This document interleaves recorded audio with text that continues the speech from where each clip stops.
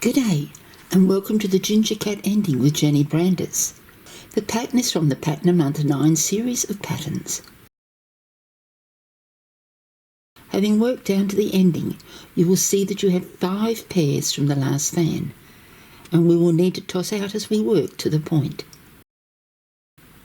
Cross stitch through the incoming pair, put up the pin and tension. We are going to toss out 2 bobbins to start to thin the trail. Leave the outside pair, pick up this one, lengthen the lead thread, put it up and out of the way. Pick up this one, lengthen the lead thread, put it up and out of the way. Cross stitch the incoming pair through the first pair of passives to lock it into the trail. Cross stitch through all the passives, add 2 twists of the weaver worker pair and put up the pin. Toss out 2 more bobbins and work back to the next pin. Cross stitch with the incoming pair and put up the pin, tension. Continue working in the same manner, leaving outer and inner pairs to sandwich the passives, tossing out bobbins as you go. Repeat the same process down the left side to the centre joining pin.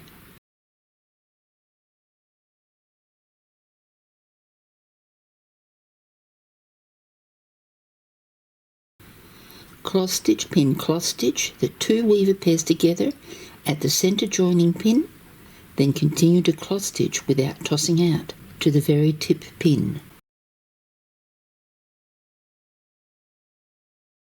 Divide the leftover pairs into 3 and plait them before tying a reef knot to secure them.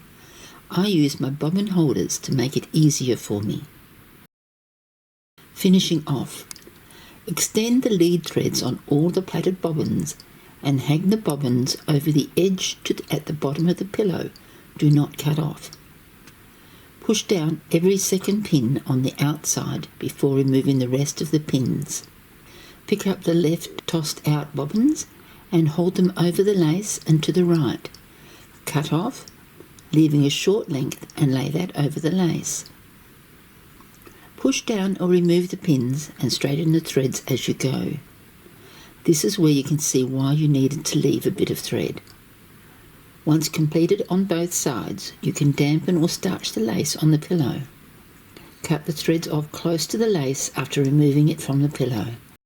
Thank you for watching, and may your bobbins always dance.